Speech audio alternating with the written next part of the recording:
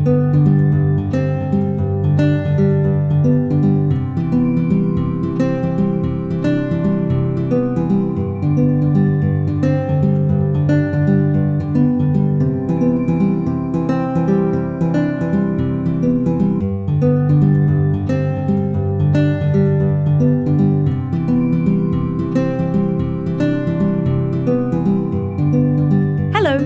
name is Pierre Baumeister.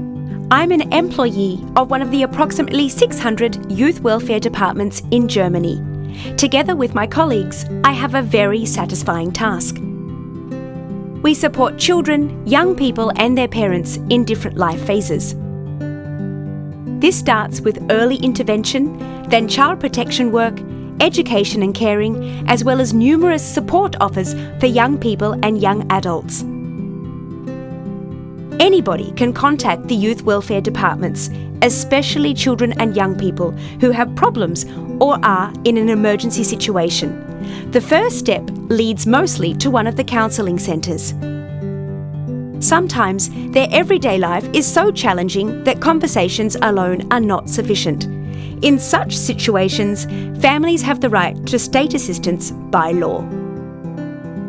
In the course of my work, I've already met a lot of children, young people and families, and in most cases, I can provide them with effective help. For example, a family-first support in everyday life, or a professional therapeutic carer for a child or adolescent. Sometimes, a child or youth has to be housed in a foster home or a family home. It's not easy to find something suitable. Based on the case analysis, my job is to decide which type of support is useful and required. In addition, planning, organising and financing are part of my duties. Individual interests, legal requirements, available resources and placement offers have to be harmonised. The actual delivery of support services is implemented by out-of-home care organisations, which should have the appropriate resources and specially trained employees. Although I have a lot of experience myself, I prefer to consult with external, trained professionals early in the process. This makes it easier for me, and the outcome is more likely to be successful, because, unfortunately, there is no simple solution. Each young person needs something different to get back on track. It frequently happens that standard approaches don't fit well or are not accepted by the young person. In addition, most of our clients are in emergency situations and need help immediately. This puts a lot of pressure on me. Especially in complicated cases with a long history, I prefer to use organisations which are specialised in individualised social pedagogy. Their strength is to think outside the box. What does a child or a young person need? After consulting with all parties involved, the organisation develops a care setting that is designed to meet the specific requirements of the client. Individualised social pedagogy organisations have a lot to offer. Travel projects, respite, residential or non-residential settings. The costs are the same as those from traditional service providers in the area of youth care. And most importantly, I know that complex cases are well looked after and have a new perspective. Follow the yellow brick road. Follow the yellow brick road. Follow the yellow brick road. How exactly a care setting is constructed depends on the concrete situation in that specific case. I always have a close look at the situation and get input from professionals using individualized social pedagogy. Is a non-residential setting the right answer in this situation? Does the young person require a respite from parents and the environment? Or is a home-based setting with a professional therapeutic carer's family the right thing to do?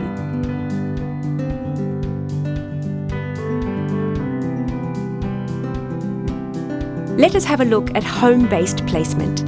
The settings are mostly in rural regions. The young person lives in the household with the professional therapeutic carer. In a fresh surrounding, the young people can try out new behaviours and internalise them.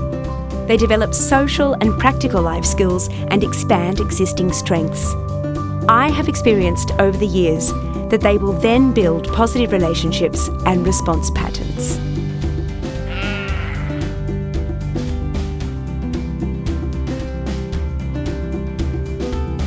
Although I do not know each professional therapeutic carer personally, I can rely on the fact that the out-of-home care organisation employs qualified and suitable personnel for each of the special cases. The care environment is a one-to-one relationship. An intensive relationship of trust is the central element of the pedagogical process in these placements. For this reason, matching the young person to the right professional therapeutic carer is so important. This is done in advance by the coordinator, who knows the personal strengths of his professional therapeutic carers very well. He gets to know the young person by spending time with them. This leads to an impression about which professional therapeutic carer is a match. The carer offers the young people a role model. They encourage, give advice and support until the young person goes back to their family or is able to stand on their own 2 feet. Each project has an intense phase of planning with the support system. The out-of-home care organisations are responsible for the implementation within the limits of the statutory provisions. But ultimately, I am responsible for the oversight and evaluation. Therefore, it's essential that I'm always up to date and receive regular reports. The organisation provides me with a fixed contact person, the coordinator. The coordinators are the link between the professional therapeutic carers on site, the agency, and us at the Youth Welfare Department. They maintain the budget, support the carers as supervisors, and visit the settings regularly. They are in close contact to the carers and youths. They make sure that our clients receive the best possible help at any time. Accredited out-of-home care organisations have a high degree of professional standards, are part of pedagogical networks and professional associations. Their service specifications and quality agreements allow me to assess the organisation upfront. They provide participation possibilities for young people, an ombudsman service and legal support. Their professional therapeutic carers are qualified, have a broad range of therapeutic methods and are continuously supported and supervised. Another advantage is the flexibility of the individualized social pedagogy model. The setting is constantly adapted according to the young person's developmental stage. That way, there are always new opportunities and the intervention does not hit a dead end. For example, the out-of-home care organisation arranges appropriate schooling. This can be distance education or, as an alternative, individualised one-on-one teaching on site.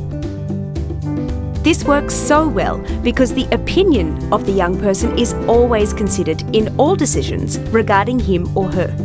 For this reason, the young person is more likely to participate. At the end of the day, the point is that the young person is able to take responsibility for their life. That is precisely what's supported by the Individualized Social Pedagogy model. Individualized social pedagogy is also used in cases where the young person still lives with their family or in independent accommodation. In these situations, the young person is supported in their actual living environment, be it with care for the young person, support for the family, or pedagogical counselling for the parents. The professional therapeutic carer is part of the everyday life of the young person. They get to know the environment and can support the client when problems in the family, negligence, or behavioural issues arise. They intervene immediately as needed, for example, in the case of truancy. They develop individual solutions with the young person to achieve the aims which are documented in the case plan.